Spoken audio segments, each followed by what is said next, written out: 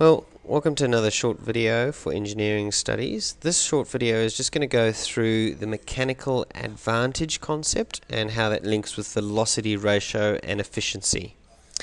So first of all, in engineering studies we discuss a whole bunch of simple machines, and these are all mechanisms where we try and create advantage. It's like levers, gears, pulleys and that kind of thing. And we're all in these systems trying to create a mechanical or force advantage. So we pull on something with only a small force and we actually get a large force out of it. And I'm just going to go through the basic maths or the physics behind this. First of all, mechanical advantage simply is equal to the load force divided by the effort force.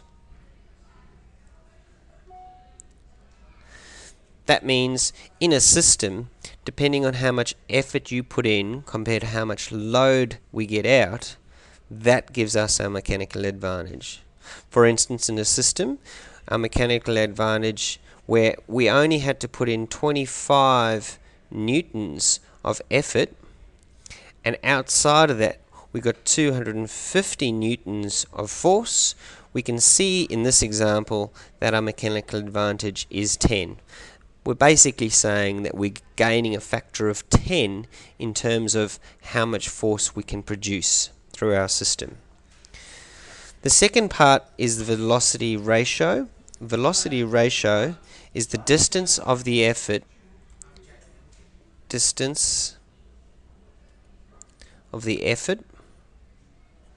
divided by the distance of the load. Note how in this equation the effort and the load are on opposite ends, and in this equation it's not talking about the forces, but it's purely talking about distances. So for instance, in an example where we've got a lever being used over a rock, and I put some sort of effort over here to lift some big box over here, the distance that this moves compared to the distance that my effort moves gives us our velocity ratio.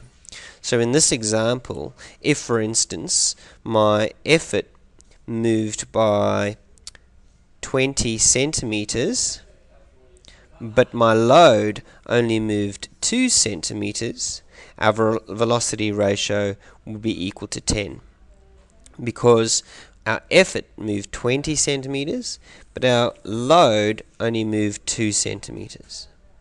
So what we can see here, and in most engineering systems, our mechanical advantage and our velocity ratio are very closely connected. Normally, for 100% efficiency, in those systems where they work perfectly, our mechanical advantage is actually equal to our velocity ratio. So mechanical advantage is equal to velocity ratio for perfect systems. Now in reality, we never have a perfect system which is 100% efficient.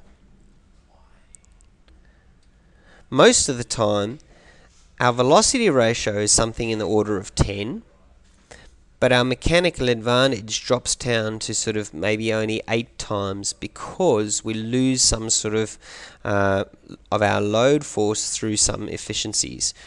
So for instance, in a gear system, we might lose it because it's not well oiled, and so even though our velocity ratio is 10, we actually only get 8 times force out.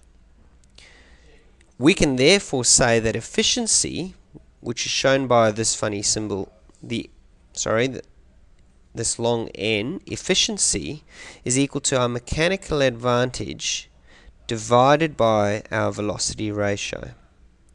So in a system like I was just explaining, if our mechanical advantage is only 8 and our velocity ratio is 10, we can therefore say this is 0.8 efficient or 80% efficient.